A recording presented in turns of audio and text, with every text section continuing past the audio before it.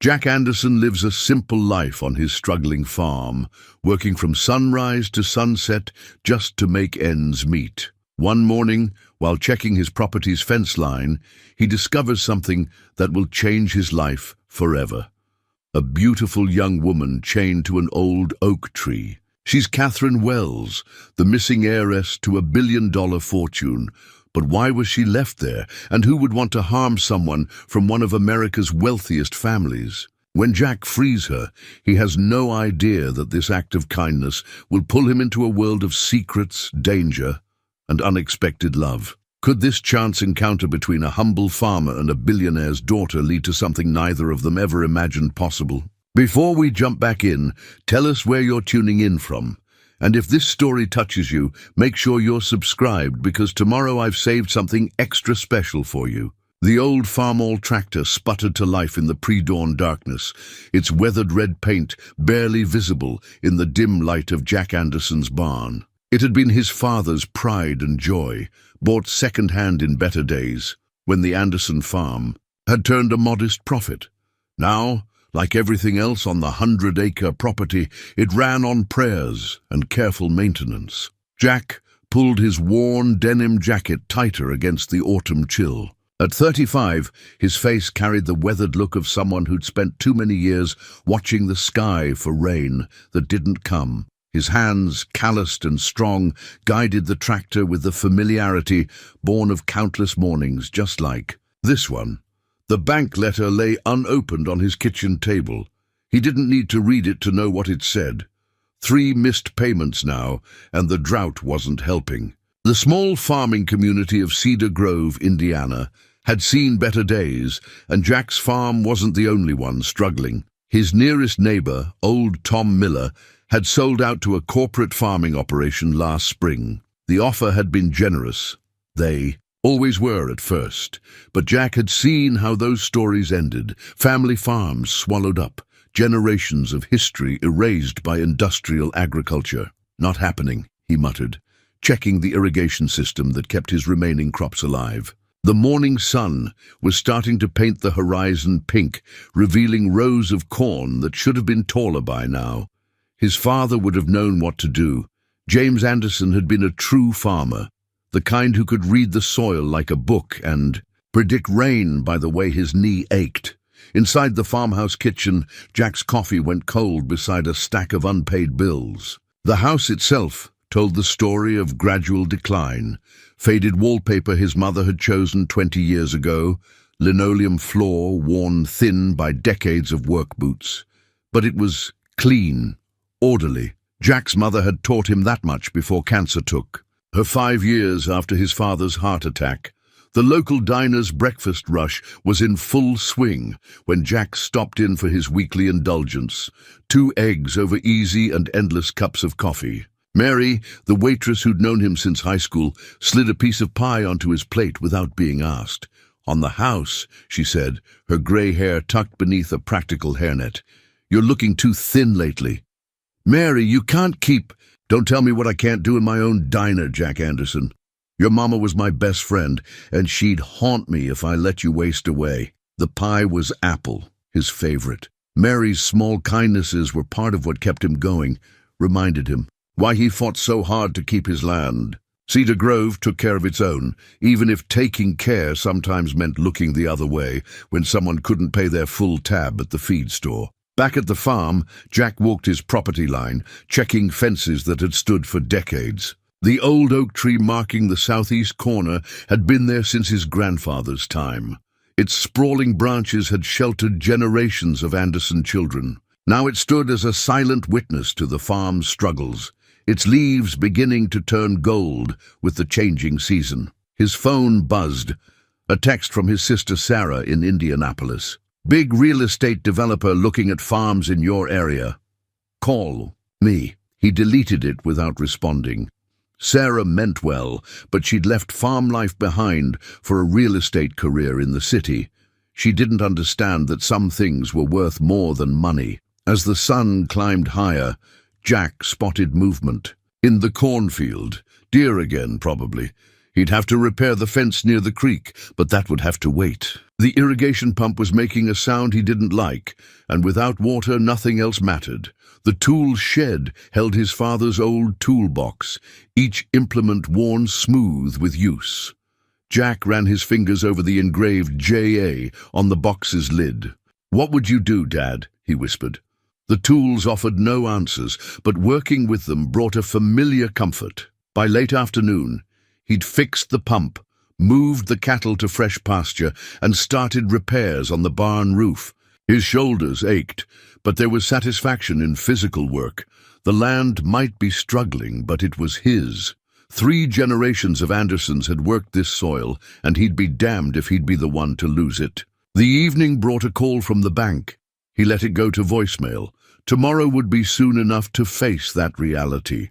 For now, he sat on his porch, watching the sunset paint the sky in shades his mother would have loved, sipping water from a mason jar and letting his mind wander to better days. He couldn't know that tomorrow would change everything, that his early morning fence check would lead him to a discovery that would shake his world to its foundations. For now, he was just a farmer, watching darkness settle over his land, preparing for another day of honest work and quiet struggle.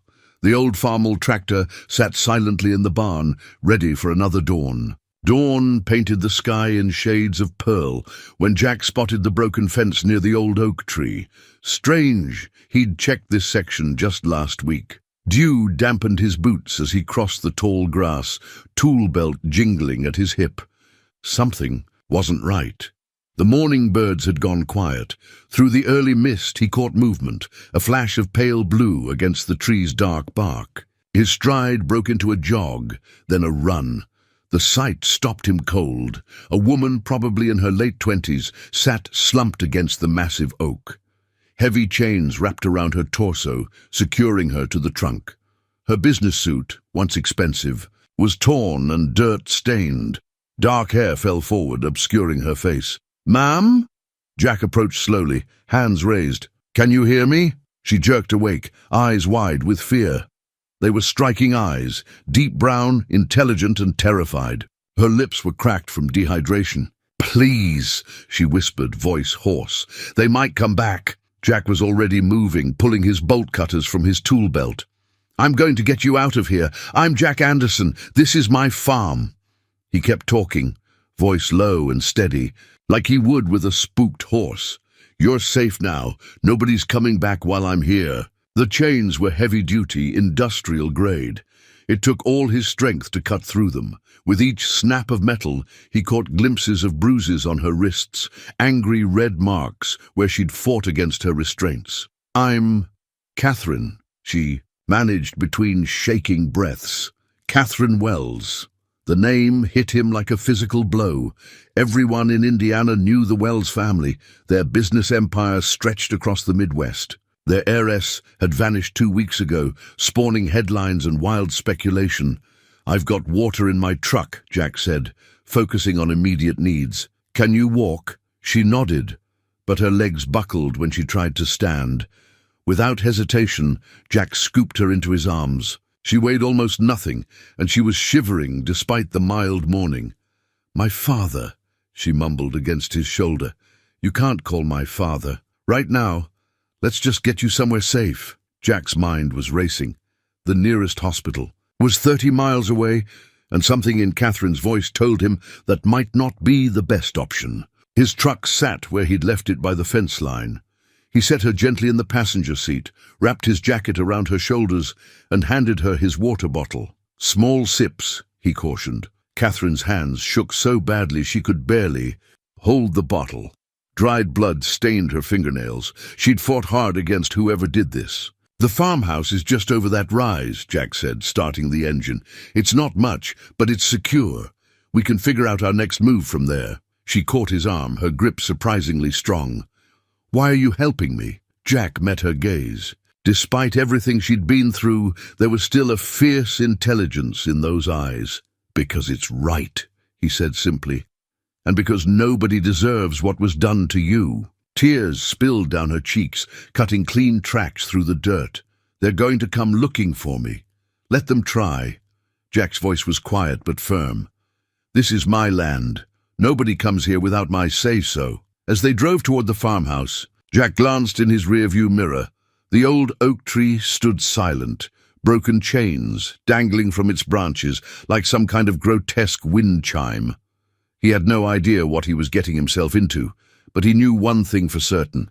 He wasn't going to let anyone hurt her again. Catherine had fallen into an exhausted sleep by the time they reached the house, her head resting against the window.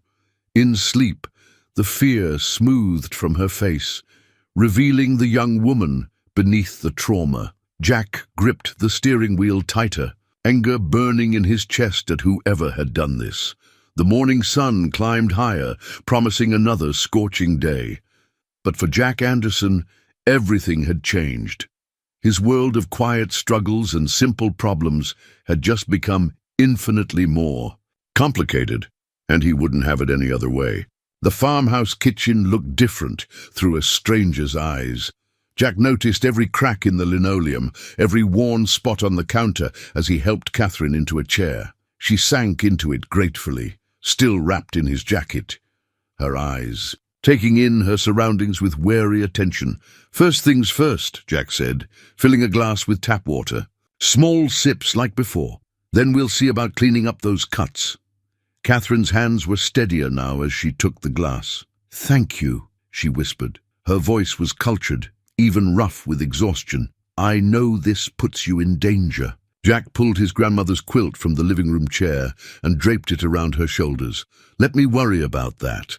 When's the last time you ate?" She shook her head slightly. I'm not sure. What day is it?" "Tuesday." Jack kept his voice neutral, but his jaw tightened. They'd kept her out there for days. The ancient electric stove clicked to life as Jack pulled out eggs and his mother's cast-iron skillet. "Protein first, then we'll see about the rest." His hands moved with practiced efficiency, cracking eggs into the pan while keeping Catherine in his peripheral vision. She watched him cook with an expression he couldn't quite read. "This all seems so normal," she said finally, "like a dream." After she stopped, her fingers clutching the quilt tighter. "You don't have to talk about it," Jack said, sliding perfectly cooked eggs onto a plate. "Not until you're ready." The food seemed to revive her somewhat. Color returned to her cheeks as she ate, though her movements remained careful, measured. Jack noticed how she positioned herself to keep the door and windows in view. "The bathroom's down the hall," he said when she'd finished. "There's a first aid kit under the sink. Clean towels in the cabinet. Take all the time you need." Catherine stood shakily. "I won't be long. Take as long as you want. Nobody comes up this road without me seeing them first." While the shower ran, Jack moved quickly through the house. He checked locks, drew curtains, and brought his shotgun down from its rack. The weapon was old, like everything else he owned, but well-maintained. He hoped he wouldn't need it. Catherine emerged 40 minutes later, wearing an old flannel shirt and jeans Jack had left out for her. They hung loose on her frame, but she looked more like herself. She'd finger-combed her wet hair, and without the dirt and tear streaks, he could see why her disappearance had dominated news cycles. "The clothes belonged to my sister," Jack explained. "She left some things here last time she visited." "They're perfect." Catherine sank back into the kitchen chair. "I know you must have questions." Jack poured them both coffee. "Only one that matters right now. Do you feel safe enough to rest? There's a spare bedroom upstairs, clean sheets on the bed." Tears welled in her eyes again. "Why aren't you asking who did this? Why they did it? Whether I'm putting you in danger just by being here? Because you're exhausted, because you've been through hell, and because sometimes people just need a safe place to land." He pushed the coffee closer to her. "The rest can wait." A small sob escaped her. "I haven't felt safe in so long." "You're safe now." Jack's voice carried absolute conviction. "Whatever's coming, we'll handle it. But first, you need to sleep." He showed her to the spare room, where his mother's old dresser still held sachet packets in its drawers, filling the air with the faint scent of lavender. Catherine paused in the doorway. "Jack?" Her voice was small. "Thank you, not just for helping me, but for making this feel normal. For the eggs and coffee and clean towels. I thought I'd forgotten what normal felt like. Get some rest, Catherine. I'll be downstairs if you need anything. Back in the kitchen, Jack finally allowed himself to fully process the morning's events. The heiress to the Wells fortune was sleeping in his spare room, running from something that had her terrified enough to stay silent rather than call for help. He'd inherited his father's beliefs about right and wrong, about helping those in need, but he'd also inherited his mother's fierce protective streak. Whatever storm was coming, he'd face it. For now, he had fences to mend and a farm to run, and a sleeping woman to protect. The afternoon sun cast long shadows across the kitchen when Catherine finally came downstairs. She moved more steadily now, though exhaustion still lined her face. Jack looked up from his bills, quickly shuffling them aside. "There's soup on the stove," he said. "Nothing fancy, but it's hot." She ladled herself a bowl, then hesitated before sitting. "I saw the newspaper in the bedroom." On the counter lay the Indianapolis Star, its headline glaring, "Wells heiress still missing, foul play suspected." Catherine's photo dominated the page, a corporate headshot showing a polished young executive with confident eyes and a precise smile. "I need to tell you everything," she said quietly. "You deserve to know what I've brought to your door." Jack pushed aside his coffee cup. "I'm listening." 2 weeks ago, I was Chief Financial Officer of Wells Enterprises." Her voice took on a mechanical quality, as if she'd rehearsed this. "My father built the company from nothing. Agricultural processing, grain storage, shipping logistics. We're worth billions now. At least, that's what the books show." She stirred her soup absently. "I found discrepancies in our accounts. Small at first, easy to miss, but they added up. Someone was laundering money through our grain terminals, hundreds of millions of dollars." "Your father?" Catherine shook her head. "My Uncle Robert, Dad's half-brother. He's been running operations since Dad's stroke last year. When I confronted him," she swallowed hard, "he laughed, said Dad had always been too straight-laced, too concerned with legacy instead of profit. The cartels paid well for their services." Jack's hands tightened on his coffee cup. "Drug money and weapons. Anything that needed to disappear into legitimate shipping manifests." Catherine's voice cracked. "I had proof, account numbers, shipping records, everything. I was going to take it to the FBI, but someone in the company must have warned him." She pulled a worn leather wallet from her borrowed jeans. From it, she extracted a small memory card. "Everything's here, the whole operation, but I can't." Her hands started shaking. "I can't go to the authorities. Robert has people everywhere. The local police, state government. I don't know how. Deep it goes." Jack reached across the table, steadying her trembling hands with his own. Her fingers were soft against his calloused palm. "Start at the beginning," he said gently. "The whole story." Over the next hour, Catherine's tale unfolded. The decades-old family rift between her father and uncle. Robert's gradual accumulation of power within the company. The way he'd positioned himself as the dedicated caretaker after her father's stroke, while systematically corrupting everything her family had built. "They grabbed me from the parking garage," she said. "Robert's men. They wanted the memory card, but I'd hidden it. She touched her wrist where the chain marks were still visible. "They tried to make me tell them. The oak tree," Jack said. "Why there?" "A message to my father. That tree. It's on all our corporate letterhead. The Wells family oak. Some story about my great-grandfather signing his first contracts under an oak tree." Her laugh was bitter. "Robert thought it was poetic, letting his men keep me there until I broke." Jack stood abruptly, moving to the window. The sun was setting now, painting the fields gold. "They'll be looking for you." "Yes." Catherine's voice was small. "I should leave. I've already put you in too much danger." "No." Jack's response was immediate. "Running alone is exactly what they want. Together we have a better chance."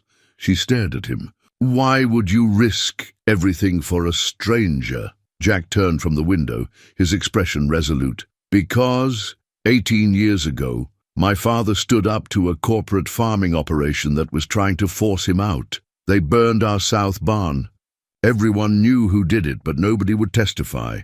The only reason we survived was because our neighbors stood with us, brought us lumber, helped rebuild, showed us we weren't alone. He met her eyes. Sometimes standing up is all we have, and nobody should have to stand alone. Catherine looked down at the memory card, then back at Jack.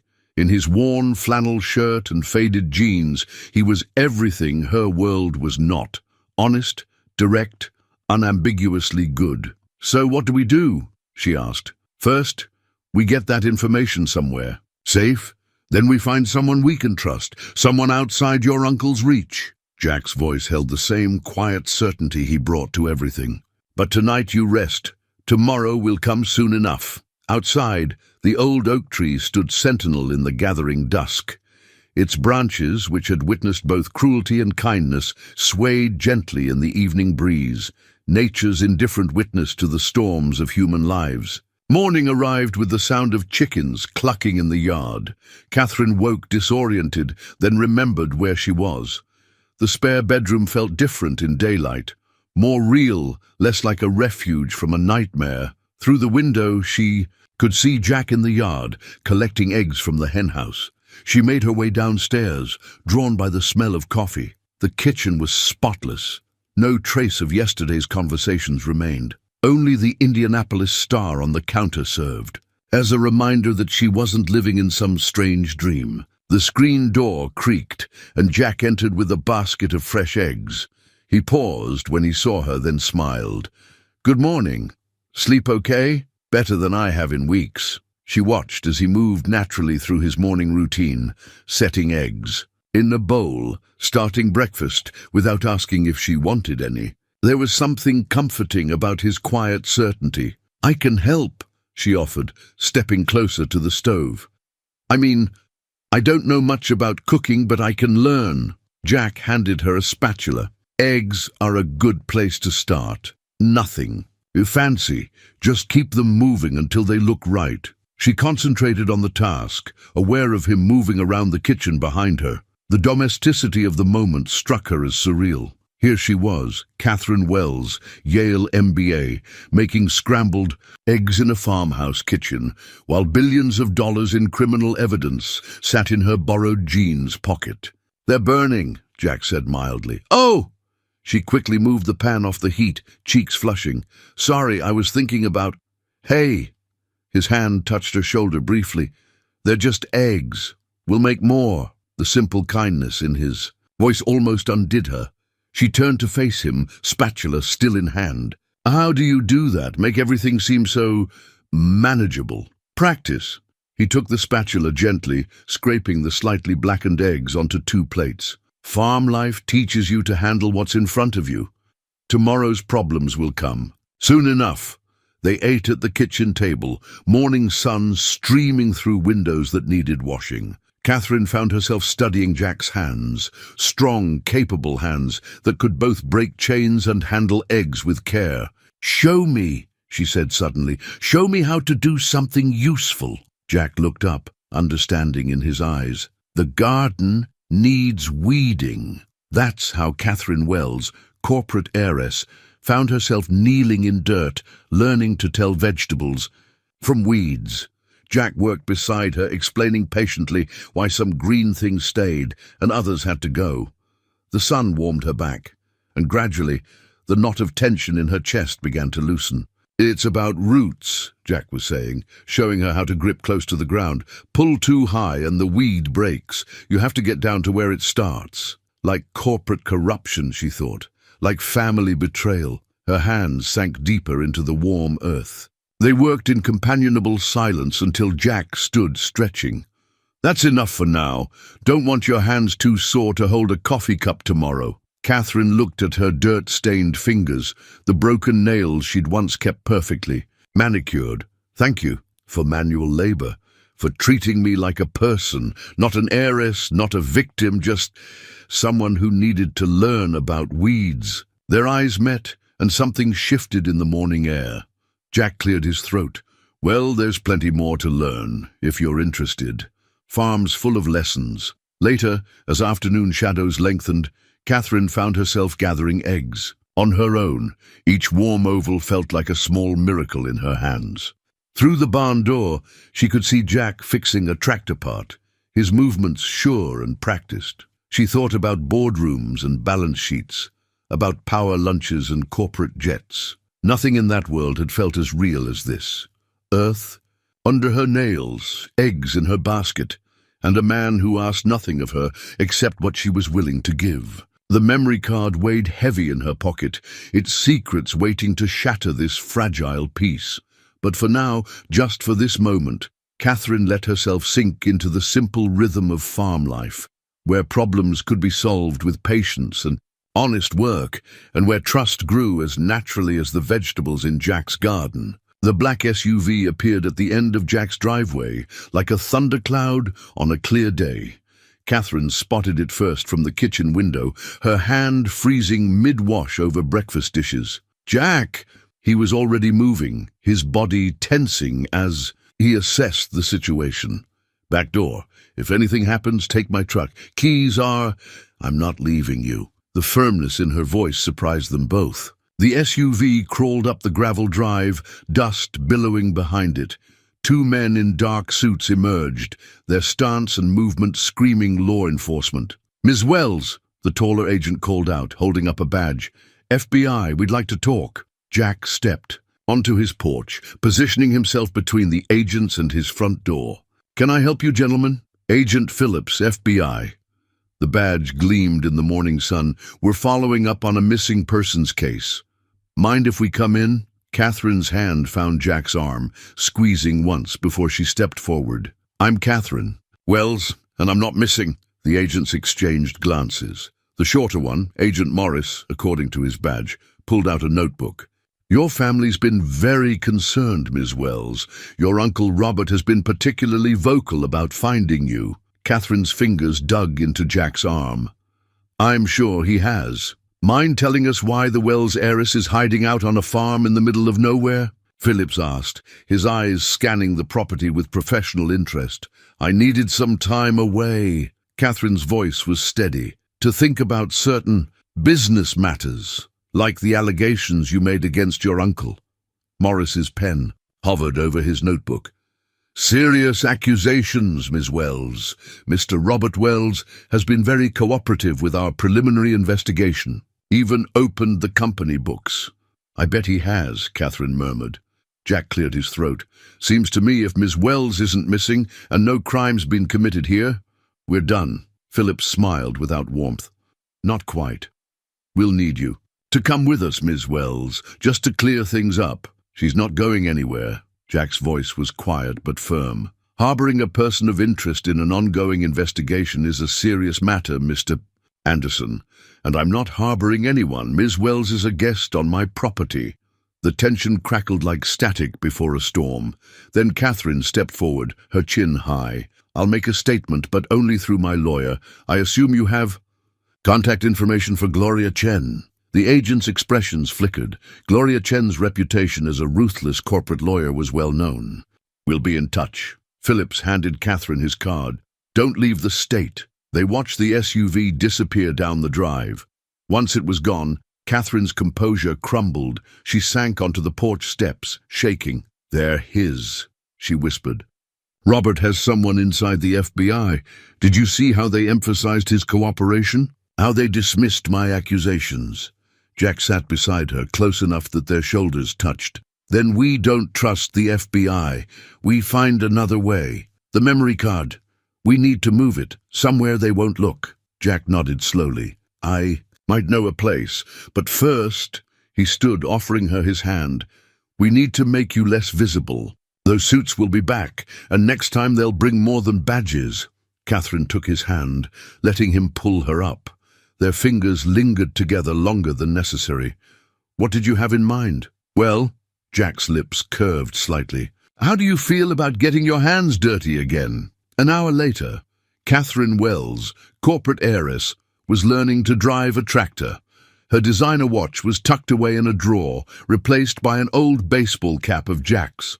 From a distance, she looked like any other farmhand. But as Jack watched her navigate the old farmel through the south field, he couldn't shake the feeling that time was running out. The agent's visit had shattered their bubble of safety, reminding them that the real world, with all its dangers and complications, was closing in. The memory card felt heavy in his pocket, where Catherine had pressed it before climbing onto the tractor. Trust. Freely given. He wouldn't waste it. The USB drive glowed faintly in the dim light of Jack's old desktop computer, its contents flowing across the screen in endless columns of numbers. Catherine stood behind his chair, one hand resting on his shoulder as she explained. "See these? Shipping manifests? They're perfect, too perfect. Every number exactly matching the projected yields, down to the decimal point. In real agriculture, nothing's that precise," Jack finished. "Drought, pests, weather, there's always variation." "Exactly. These aren't grain shipments. They're cover for something else." Her finger traced across the screen. "Each of these surplus shipments is actually drug money." Jack leaned back, running a hand through his hair. "Using grain terminals to clean cartel cash. Clever." Catherine's grip tightened on his shoulder. "There's more. Look at the ownership patterns of the farms they're acquiring." More documents filled the screen. Property deeds, bank transfers, foreclosure notices. A pattern emerged. Family farms, bought under duress, always by different shell companies, all leading back to one holding corporation. "They're building an empire," Catherine said softly, "not just for money laundering. They're taking control of the entire agricultural supply chain. If they succeed, they could control food prices across the Midwest." Jack's voice was grim. "Crushing any independent farmers who refuse to sell." A sound outside made them both freeze. Just a raccoon knocking over the trash can, but Catherine's heart was racing, and Jack's hand had moved instinctively toward the shotgun propped nearby. "We need help," she said. "Someone who can't be bought." Jack turned to face her. Their faces close in the computer's blue glow. "I might know someone, old friend of my father's. Retired FBI agent who never lost his moral compass. Lives about 2 hours north. Can we trust him? Dad did, with his life, once." Jack stood, pocketing the USB drive. "But we can't call, not after today's visit." Catherine nodded, understanding. "When do we leave?" "Dawn. Less chance of being spotted." He touched her arm gently. "Try to get some sleep. Tomorrow will be a long day." But sleep proved elusive. Catherine found herself in the kitchen at midnight, staring out at the moonlit fields. Jack's quiet footsteps behind her were becoming familiar. "Can't sleep either?" she asked. "Been thinking about what you said, about controlling the food supply." He moved to stand beside her at the window. "My great-grandfather used to say that whoever controls the land controls the future." He was right. Catherine turned to face him. "That's what makes this so dangerous.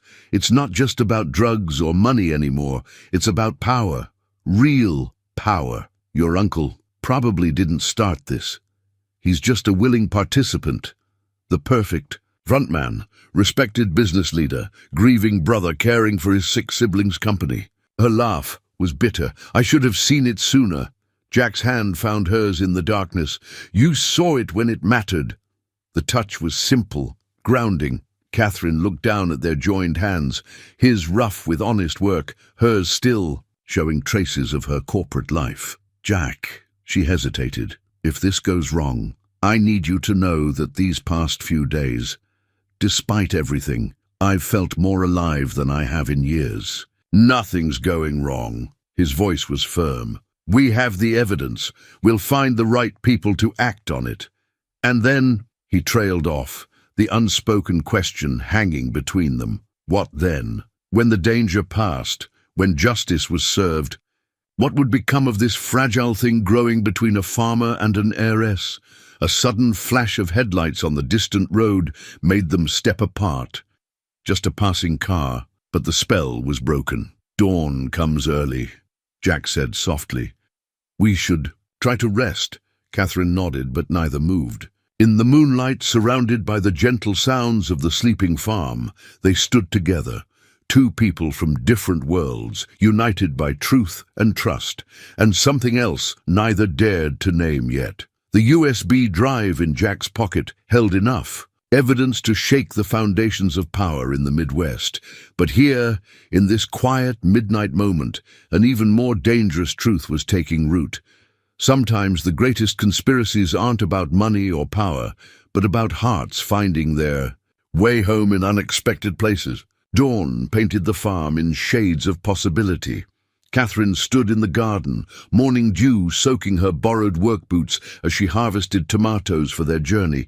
Each ripe fruit felt like a small triumph, life continuing despite the chaos swirling around them. "You're getting good at that," Jack said, approaching with two steaming coffee mugs. "Knowing which ones are ready." "They tell you," Catherine replied, surprising herself.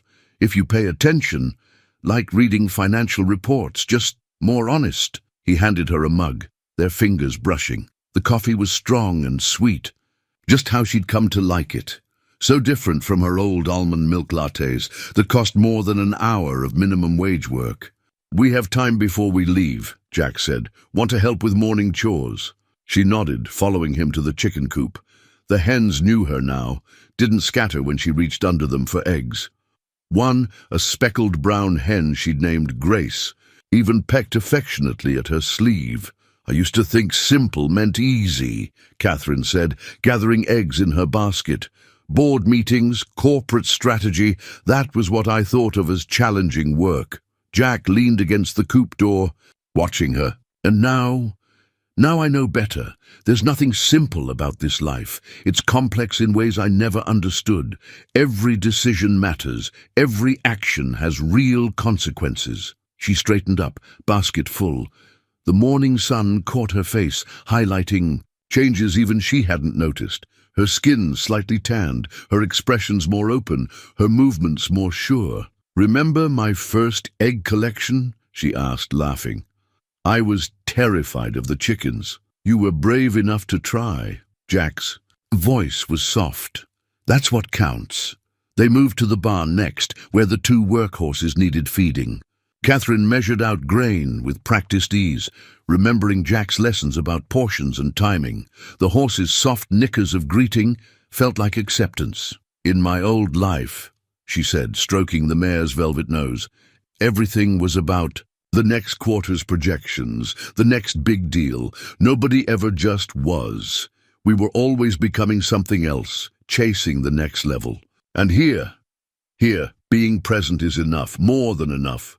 She turned to face him. "Even with everything hanging over us, I feel more real than I ever did in that glass tower." Jack checked his watch. "We should head in. Need to pack before we go." But Catherine lingered, running her hand along the barn's rough wooden walls. "Jack, after this is over, after we find your father's friend, and deal with the evidence." "Catherine, no.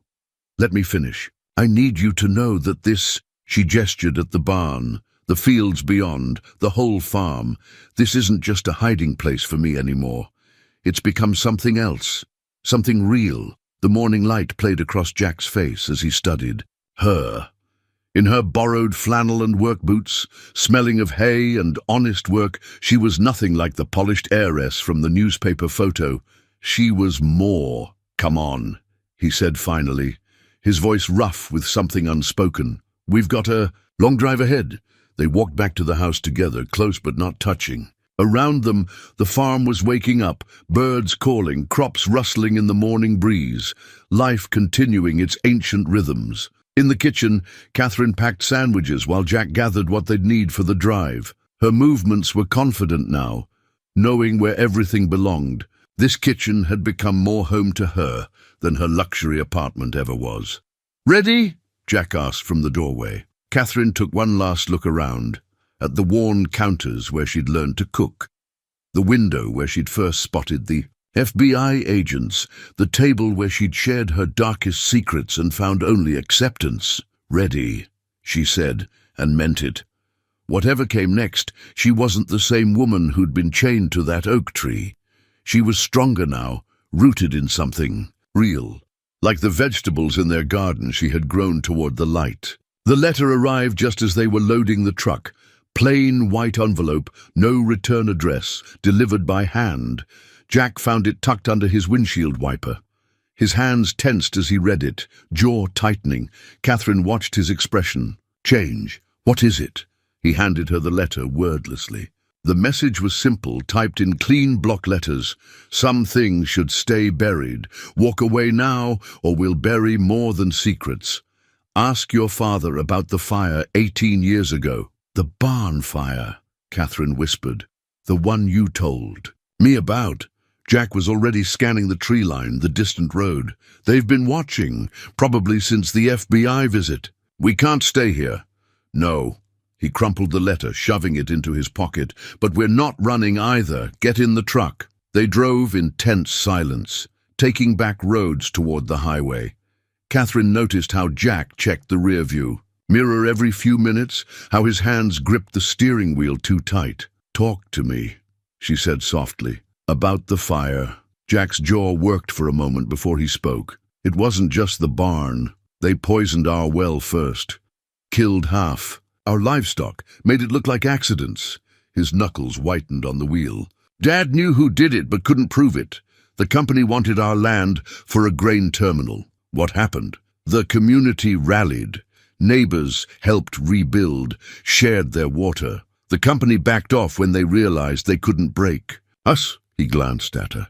That's what they don't understand about farmers. We're stronger together. A black SUV appeared in the distance, heading toward them. Catherine's breath caught. Jack, I see it. His voice was calm, but his eyes narrowed. Could be nothing. The SUV grew larger, its windows tinted dark. Jack's hand moved closer to the shotgun tucked beside his seat. As they passed each other, Catherine caught a glimpse of suited men inside. Not the same FBI agents from before.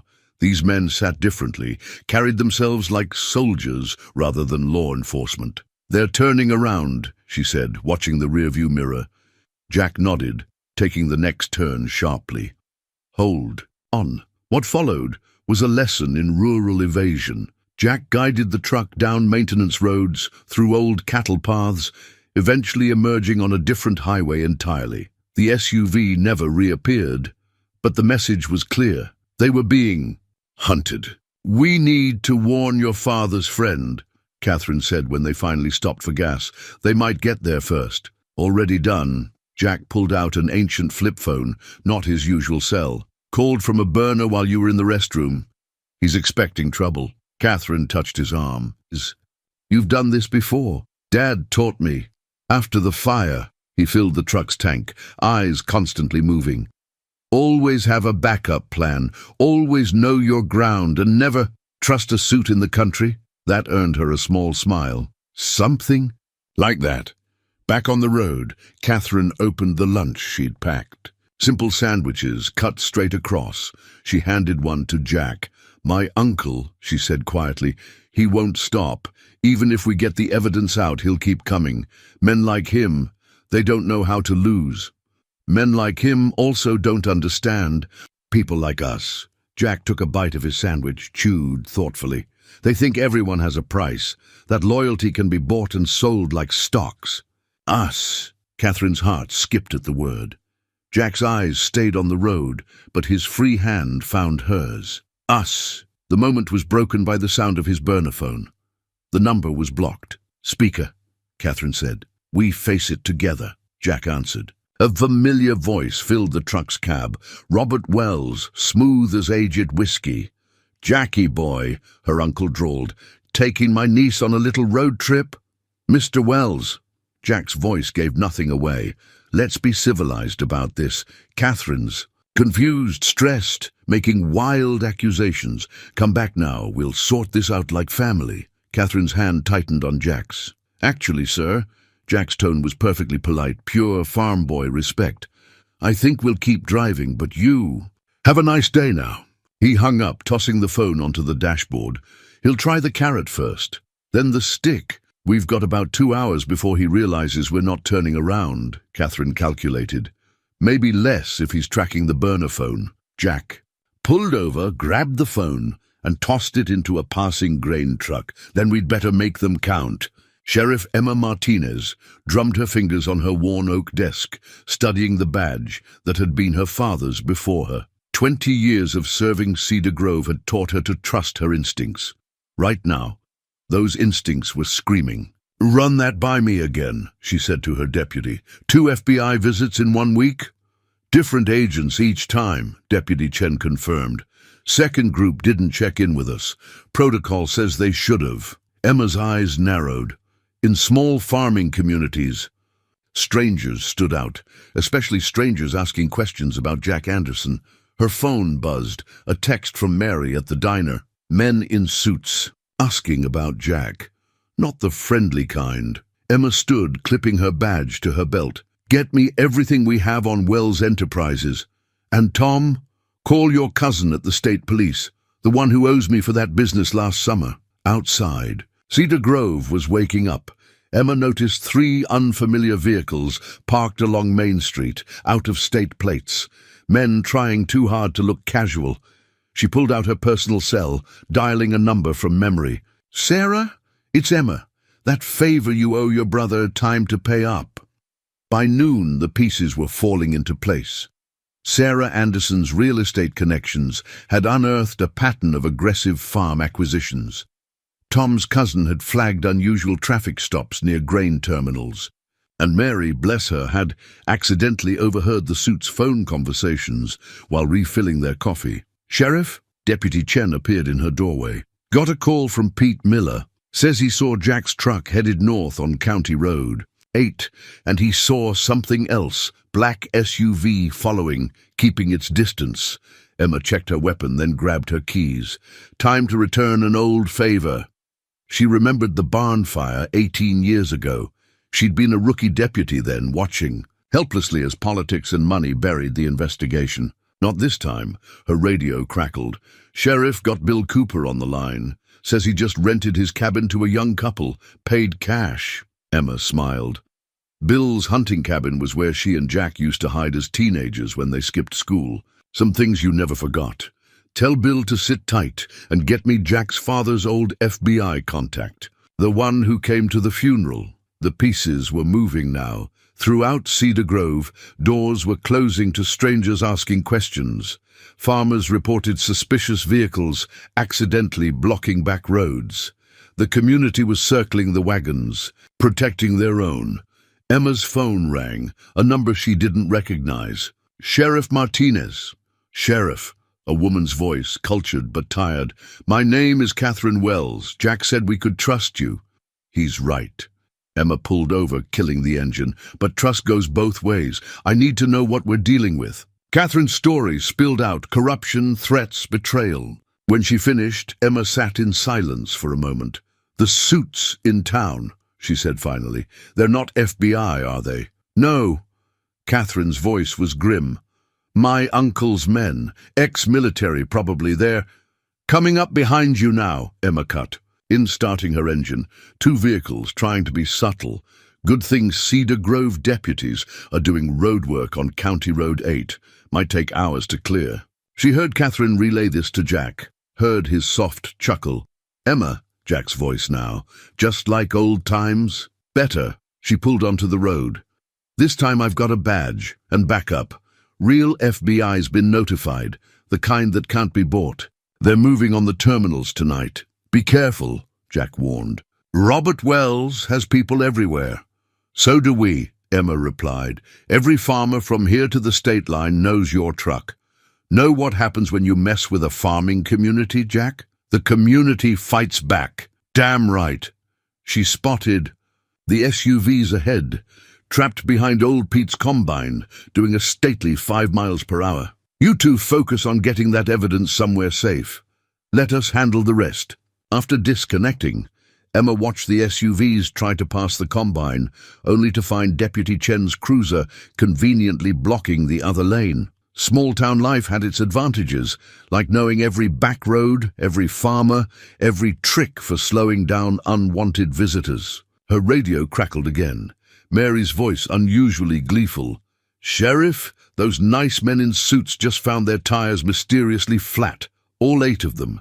Must be something in the water." Emma touched her father's badge, remembering his words. Sometimes justice needs a little help from its friends. Copy that, she said, smiling. Send Pete my thanks. Breaking news alerts lit up phones across the Midwest. The Chicago Tribune headline blazed, Wells Enterprises Scandal, Grain Empire linked to international drug cartel. Catherine watched the notifications flood her burner phone screen, her hands steady as she held it. They sat in Jack's father's friend's study, a book-lined room in a remote farmhouse. Former FBI agent David Connor hadn't changed much in 18 years, still razor-sharp behind wire-rimmed glasses, still radiating. Quiet authority. It's done, he said, closing his laptop. Every major news outlet has the story. The evidence is being examined by 3 separate federal task forces, and most importantly, he smiled grimly, it's all perfectly legal. Every document, every transaction record, properly obtained and authenticated. Jack stood by the window, watching the perimeter. Robert, arrested 20 minutes ago, David confirmed, along with his top executives. The raids are still ongoing at Wells facilities, across 6 states. Catherine's phone buzzed again, a secure message from Gloria Chen. Board of Directors calling emergency meeting. Your father's doctors cleared him to attend. It's time. She showed the message to Jack. His hand found her shoulder, squeezed, gently. The cartel angle was clever, David continued, removing his glasses to clean them. Once that connection was established, federal authorities couldn't ignore it. Drug enforcement takes precedence over corporate fraud. They'll try to bury it, Catherine said. Claim it was all Robert, that the company knew nothing. Let them try. David replaced his glasses, looking remarkably pleased. We have emails, board meeting minutes, money trails, and... He paused for effect. 3 mid-level managers who've agreed to testify in exchange for immunity. Jack turned from the window. The farms, the ones they forced into selling, already being investigated by the state attorney general. Early findings suggest systematic fraud, environmental violations, and evidence of intentional crop damage. David's smile widened. Seems someone kept very detailed records. Catherine remembered the endless hours spent combing through corporate documents, tracking shell companies, following money trails. Robert always was obsessed with documentation. He thought it made him untouchable. Her phone buzzed again. A news alert showed Robert being led from the Wells corporate headquarters in handcuffs, his perfectly tailored suit incongruous against the restraints. Initial reports suggest losses exceeding $2 billion, David said. Stock's already dropping, but that's not the real story, is it? Catherine met his eyes. No. The real story is the farms, the families, the communities they tried to destroy. Speaking of which, David handed her a thick folder. Preliminary evidence suggests Wells Enterprises has been systematically undervaluing agricultural properties before acquisition. The FBI's forensic accountants are particularly interested in the fire insurance claims. Jack's head snapped up. The barn fires. 7 cases across 3 states, all remarkably similar, all involving farms that initially refused to sell. David's voice hardened. We're not just talking corporate fraud anymore. This is organized criminal activity. Catherine opened the folder, her CFO's training taking over as she scanned the documents. They'll lose everything, the terminals, the shipping contracts, the processing facilities. Good, Jack said quietly. A commotion outside drew their attention. David checked his security feed. Local news vans, they found us. Catherine stood, smoothing her borrowed flannel shirt. I should make a statement. The board will be watching. You don't have to, Jack said. Let the lawyers handle it. She touched his cheek gently. Yes, I do. This isn't just about corporate politics anymore. It's about right and wrong. You taught me that. David cleared his throat. There's a back entrance, and I have some clothes more suitable for a press conference if you'd like. But Catherine shook her head. No, let them see me like this. Let them see what really matters. She stepped onto the porch, Jack beside her. Camera lights blazed as reporters shouted questions. Catherine Wells, heir to a corporate empire, stood before them in work boots and flannel, looking more commanding than she ever had in designer suits. "My name is Catherine Wells," she began, her voice clear and strong, "and I have a story to tell you about corruption, courage, and the true meaning of value." Behind her, Jack watched with quiet pride as she laid bare the truth. Not just about corporate corruption, but about the strength found in honest work and loyal hearts. The headlines tomorrow would tell of billions lost and empires falling. But the real story, Jack knew, wasn't in the headlines. It was in the calluses on Catherine's hands, in the way she stood straighter now, in the truth they'd discovered together. That sometimes the richest soil is the kind that grows love instead of profit. The evening after the press conference, Catherine found Jack mending the fence where they'd first met. The old oak tree cast long shadows in the setting sun, its branches swaying gently in the autumn breeze. The broken chains had been removed, but the memory lingered. "Thought I'd find you here," she said, setting down 2 thermoses of coffee. Jack hammered another post into place. "Fence won't fix itself." She picked up a pair of work gloves, her own now, not borrowed, and started helping. They worked in comfortable silence, the rhythm of repair familiar to them both. "The board voted this morning," Catherine said finally. "Dad's resuming his position as chairman, with some help until he's stronger." Jack paused, wiping sweat from his brow. "And you? They want me as CEO." She laughed softly. "Can you imagine? Me? Running the company I helped break apart. You didn't break it, you saved it." Jack turned to face her. "The rot was already there. You just had the courage to cut it out." They moved to the next section of fence. Catherine handled the wire with practiced ease now, her movements sure and confident. "The forensic accountants found something interesting," she said. "Remember that corporate farming operation that tried to buy your land last spring? Hard to forget. Shell Company, one of Robert's. They were planning to force you out just like the others." She secured the wire with perhaps more force than necessary. It would have started small. Contaminated water supply. Mysterious equipment. Failures. "Like father, like son," Jack said quietly, history repeating itself. Catherine touched the fresh wood of the fence post. "Not this time. We're setting up a foundation, using the recovered funds to help farming communities, legal aid, equipment grants, fair loan programs." "Sounds like something your father would support." "It was his idea, actually. He's different since the stroke, more focused on legacy than profits." She smiled. "He wants to meet you." Jack drove another post into the ground. "The farmer who helped his daughter take down a criminal empire? The man who reminded his daughter what real value looks like." The sun was nearly gone now, painting the sky in shades of pink and gold.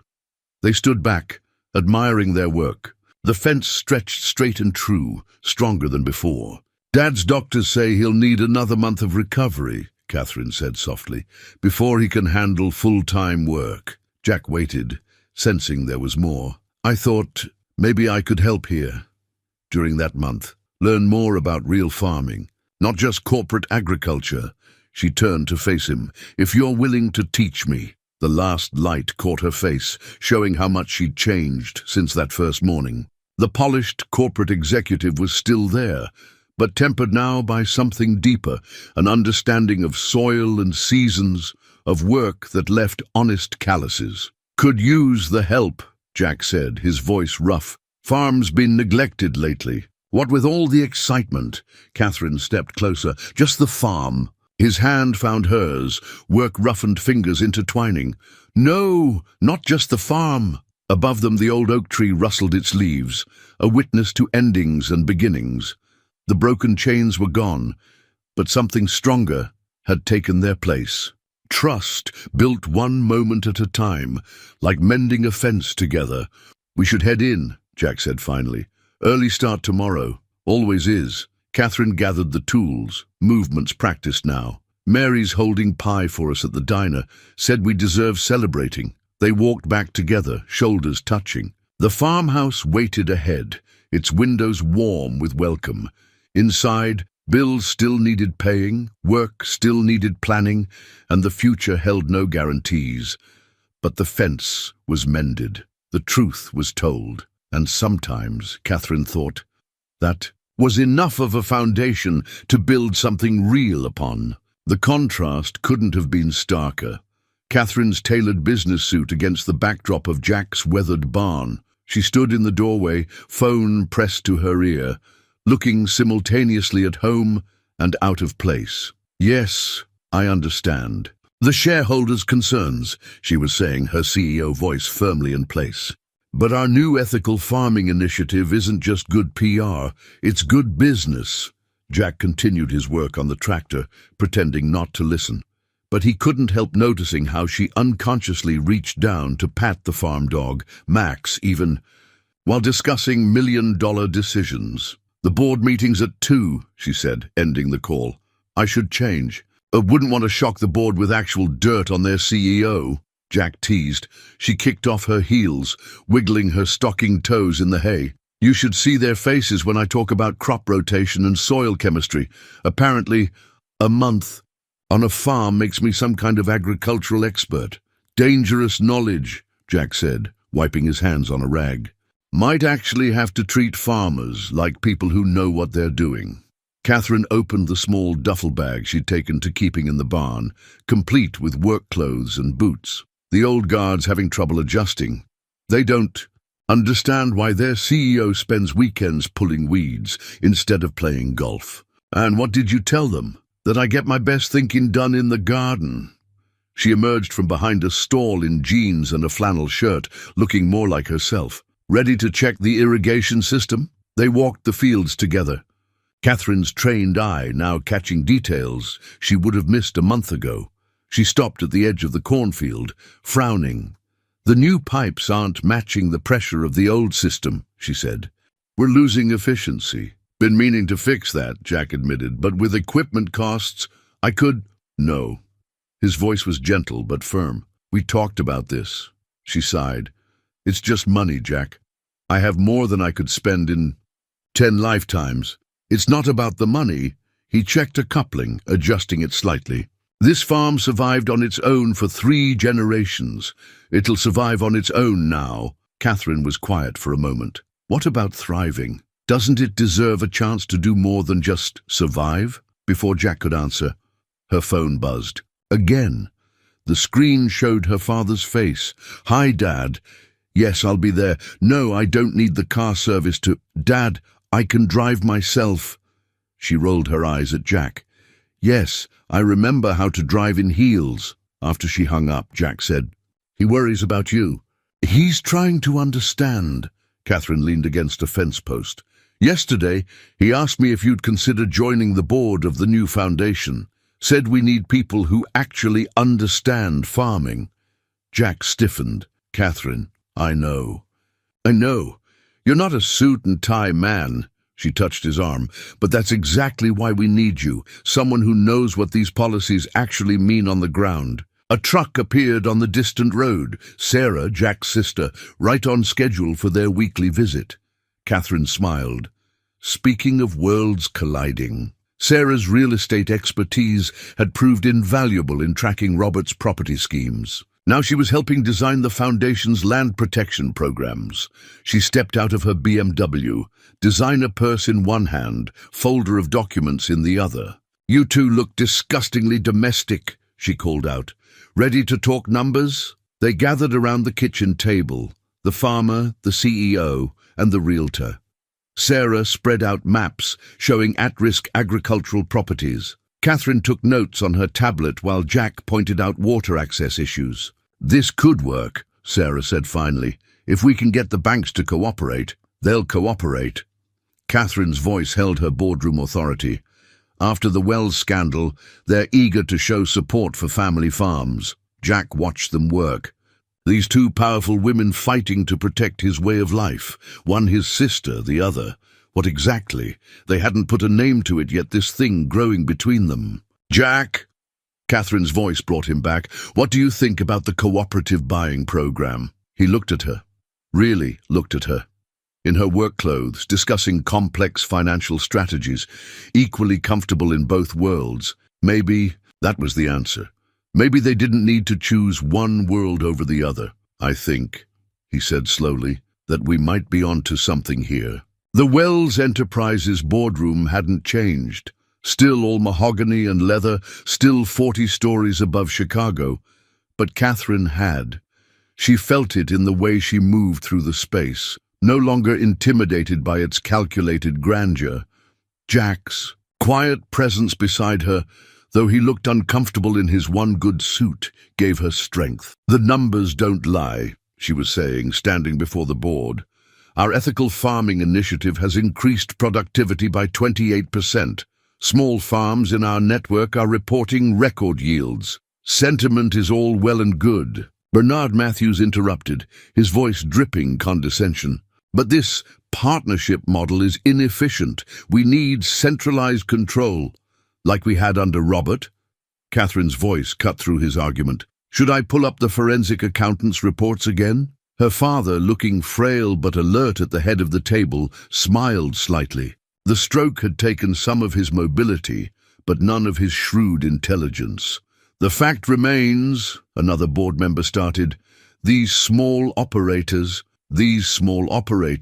Jack spoke for the first time, his voice quiet but carrying authority, feed this country, and they do it while protecting the land for future generations. Catherine clicked to the next slide.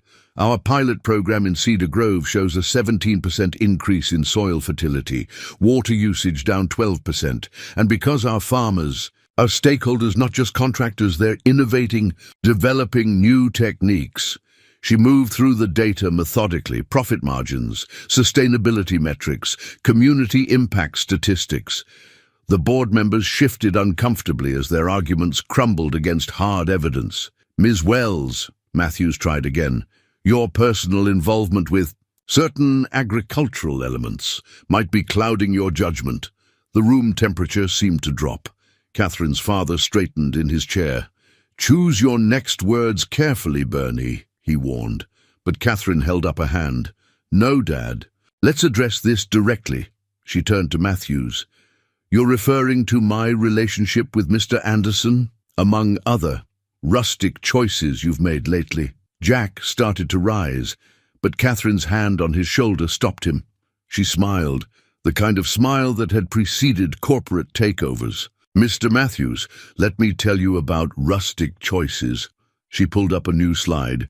This is your vacation house in Aspen, $3 million, purchased through a shell company that received loans from interesting sources during Robert's tenure. Matthews paled. I learned a lot about following money trails recently, Catherine continued pleasantly. Would you like to discuss what else I found, or shall we return to the quarterly projections? The boardroom was silent. Her father's smile had grown wider. Now then, Catherine resumed, our next initiative involves modernizing irrigation systems across our partner farms. Mr. Anderson, would you walk us through the technical specifications? Jack stood, his farmer's knowledge wrapped in carefully practiced corporate language. He spoke about water tables and soil composition, about combining traditional wisdom with modern efficiency. Despite their prejudices, the board members found themselves taking notes. By meeting's end, the initiative was approved. The old guard had been reminded that their new CEO hadn't just inherited her father's shares. She'd inherited his business instincts too, and added some sharp new ones of her own.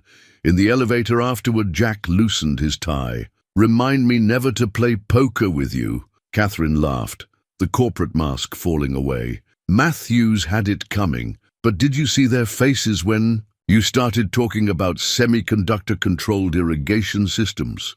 Probably the same face I made first time I saw you birth a calf. Her father was waiting in the lobby, leaning on his cane.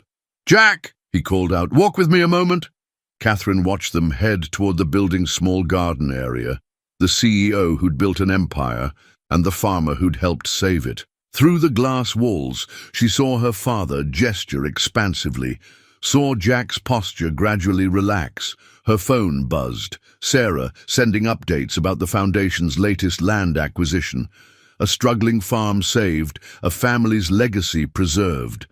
The kind of profit that wouldn't show up on quarterly reports, but meant everything. The two men returned, both looking pleased. Her father kissed her cheek. "Keep him," he whispered. "He sees things we miss." Later, driving back to the farm with Chicago's skyline receding in the rearview mirror, Catherine felt the tension leave her shoulders. Jack reached over, took her hand. "Your father offered me a job," he said. "Executive position. Benefits, stock options, corner office." Catherine's heart skipped. "And?" "Told him I already had the best office in the world." He smiled. "Views better too." The highway rolled beneath them, carrying them home to where real wealth grew in. Fields under open skies. Catherine squeezed his hand, understanding completely.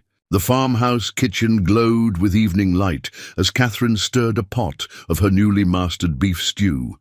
Through the window, she could see her sleek company car parked beside Jack's dusty truck, a sight that no longer seemed strange. "You're getting good at that," Jack said, coming in from the evening chores. He dropped a kiss on her shoulder as he passed, the gesture casual, natural. "Mary's recipe." Catherine smiled. "Though she swears I'm still not adding enough pepper." The kitchen. Table held an odd mix of papers. Corporate reports beside feed store receipts, foundation proposals next to seed catalogues. Their lives merged on this scarred wooden surface, neither world cancelling out the other. "Got an interesting call today," Jack said, washing up at the sink. "Developer wants to build one of those fancy farm-to-table restaurants on the edge of town. Says having a Wells Enterprises CEO living here makes Cedar Grove authentically rustic." Catherine laughed. "What did you tell them? That Cedar Grove was authentic long before I started dating a CEO?" He dried his hands, turned to face her. "Speaking of which," she recognized his serious tone, turned down the stove burner. "What is it? Your apartment? Lease in Chicago is up next month."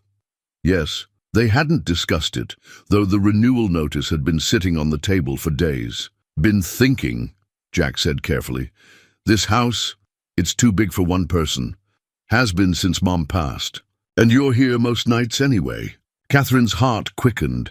"Jack Anderson, are you asking me to move in with you?" "Maybe." He looked around the kitchen, at the herbs she'd started growing in the window, her laptop charging in the corner, her favorite coffee mug in the dish.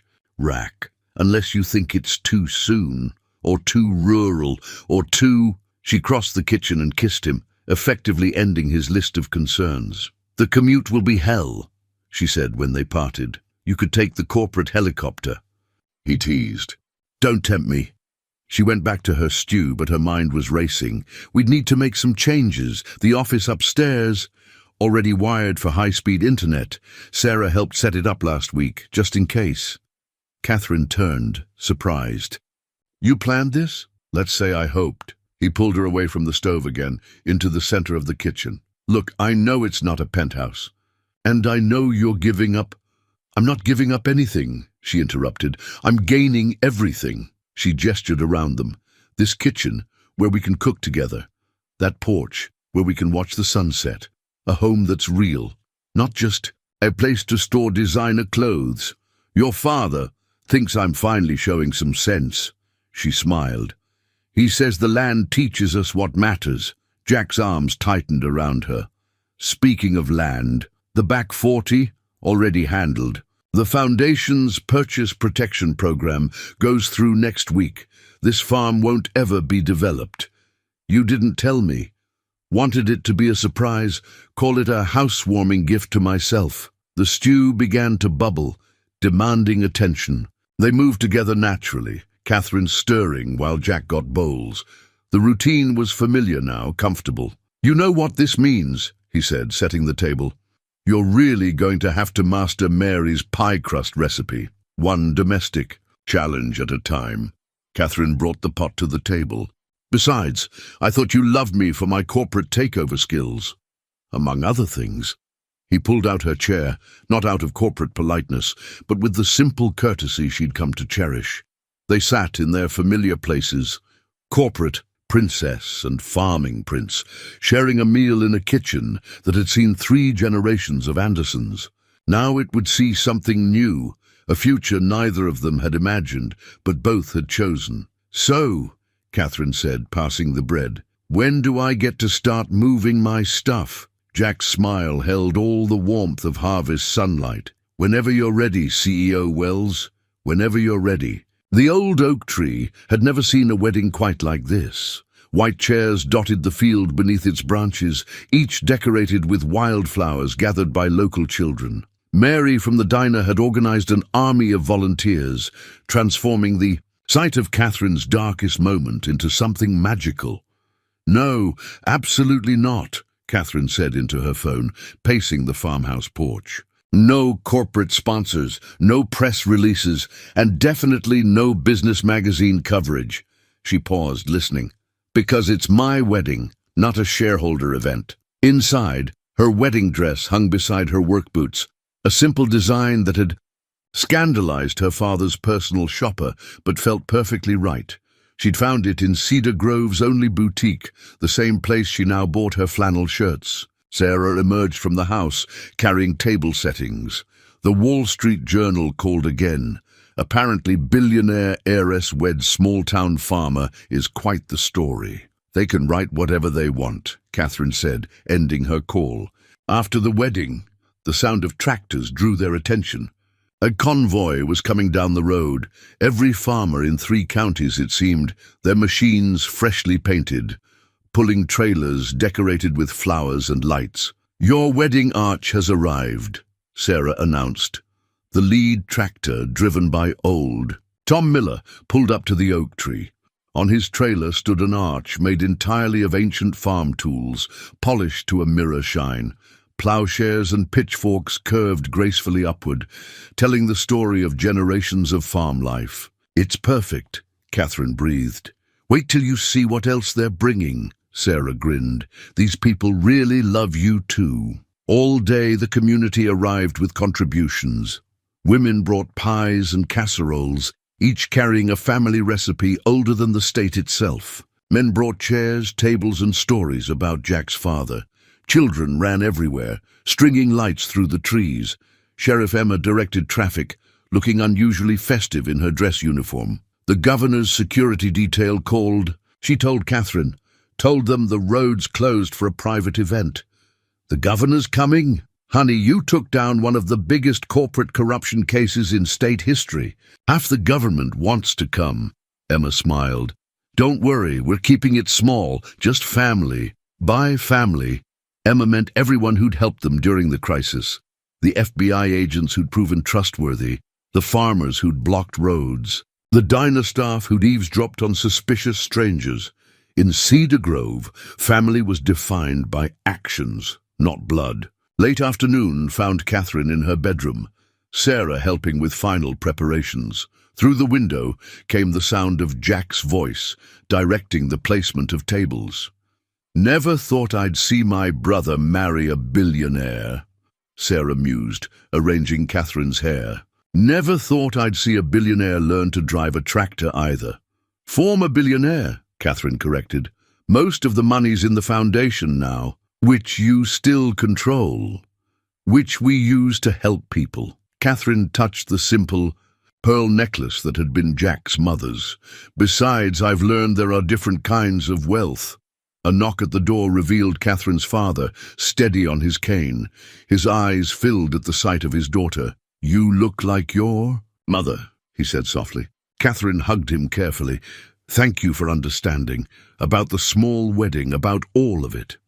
"My dear, I've never understood you better." He touched her cheek. "You found what I found when I started this company. Something real to believe in." The sun was setting when Catherine finally walked toward the oak tree. The assembled crowd, a mix of corporate suits and farming clothes, stood as one.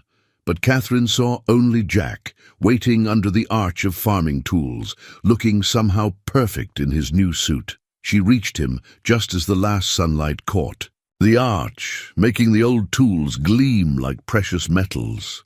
Jack took her hands, his eyes saying everything his voice couldn't yet. A local judge conducted the ceremony, but the real weight came from the witnesses, hundreds of people who'd chosen right over easy, community over profit, love over fear. The rings, the judge announced. Mary stepped forward with a surprise. 2 bands fashioned from a single stalk of wheat dipped in gold. From the first crop you harvested together, she explained. As they exchanged rings, Catherine finally understood what true wealth meant. It wasn't in the corporate accounts or real estate holdings. It was here in this moment, surrounded by people who measured riches in trust and loyalty. "You may kiss the bride," the judge said, but they were already moving together, their lips meeting as the first stars appeared above the oak tree. The cheers that erupted were pure cedar grove, whistles and hollers mixing with polite corporate applause. 2 worlds, finally and perfectly merged. 1 year later, the old oak tree watched over a very different scene. Catherine Anderson Wells sat at its base, laptop balanced on her knees, conducting a virtual board meeting while a gentle breeze rustled through the leaves above. "Yes, the Foundation's agricultural grants are proceeding on schedule," she was saying. "We've helped 38 family farms modernize their operations this quarter alone." She paused, smiling as Jack's tractor rumbled past, their 8-month-old daughter, Sarah, waving excitedly from her special seat beside her father. The Wells Foundation for Sustainable Agriculture had become a model for corporate responsibility, though Catherine preferred to call it common sense. Their headquarters remained in Chicago, but its heart was here in Cedar Grove, where theory met practice in the rich soil of working farms. "Meeting adjourned," she concluded, closing her laptop. The corporate world could wait. It was harvest time. Jack pulled the tractor to a stop nearby. "Look who wanted to say hello to Mama," he called down, lifting their daughter. Little Sarah, named for her aunt, had her father's honest eyes and her mother's determined chin. She reached for Catherine with tiny hands, already dusty from helping on the farm. "There's my girl," Catherine said, taking her. "Teaching Daddy how to drive the tractor again." "She's a natural," Jack grinned. "Better listener than I ever was." The farm had flourished over the past year, though not in ways corporate analysts could easily measure. The fields produced bountifully, but their real harvest was in the lives they'd touched. Every week brought visitors, farmers seeking advice, students learning sustainable practices, even corporate executives trying to understand this new model of success. "Mary called," Jack said, climbing down. "Wants to know if we're still on for the Harvest Festival planning meeting?" Catherine nodded, bouncing Sarah on her hip. "Wouldn't miss it, though I still think letting her teach me to make prize-winning pie is a lost cause. 7 attempts at the county fair say otherwise." He kissed them both. "You'll get there." The transformation of Cedar Grove had been subtle but profound. The Wells Foundation's presence brought jobs and opportunities. But more importantly, it brought hope. Young people were returning to farming, armed with both traditional wisdom and modern techniques. The diner now served locally grown organic produce, alongside Mary's famous meatloaf. Even Bernard Matthews had come around, after his grandson interned on their farm last summer. The boy had returned to his grandfather with dirty hands and clear eyes, talking about soil composition and sustainable yields with newfound passion. "Your father called," Jack said, taking Sarah back as Catherine stood. "Says the new board members are working out well. 3 farmers, 2 environmental scientists, and a rural sociology professor." Catherine brushed off her jeans. "Amazing. How much better decisions get when you have people who understand the real world." They walked together toward the house, their daughter pointing excitedly at butterflies. The farmhouse had evolved too. Solar panels on the roof, high-speed internet for Catherine's work, but still the same warm heart. The kitchen remained its soul, where business plans and farming schedules shared space with family meals and community gatherings. "Sheriff Emma's retiring next month," Jack mentioned. "Town's throwing her a parade. Well deserved. Though I hear she's already planning to run for state office." Catherine smiled. "Something about agricultural policy reform." They reached the porch, where Sarah's playpen sat next to Catherine's corporate awards. A perfect metaphor, she thought, for their balanced life. "Sometimes I wonder," she said, watching Jack settle their daughter with her toys, "what would have happened if you hadn't found me that morning?" He straightened, taking her hand. "You'd have saved yourself. You're strong enough." "Maybe, but I wouldn't have found this." She gestured at their life, the thriving farm, their happy child, the community they'd helped rebuild. "Sometimes the worst moments lead us to the best places." The sound of approaching vehicles caught their attention. The afternoon tour group was arriving, young farmers enrolled in their sustainable agriculture program. Each would spend 6 months learning both traditional techniques and modern innovations, then return to their own communities as agents of change. "Ready to inspire the next generation?" Jack asked. Catherine looked at their daughter, playing contentedly in the shade of the porch. At the farm that had become a beacon of hope, at the man who had helped her find her true worth. "Always," she said. Above them the old oak tree stood tall against the autumn sky. Its branches, once bearing chains, now held wind chimes made from old farming tools, a reminder that anything could be transformed with enough love and courage. And if anyone asked how a billionaire heiress and a poor farmer had changed the face of American agriculture, the answer could be found in the simple truth they'd discovered together. Real wealth grows best in fertile soil, nurtured by honest hearts and willing hands.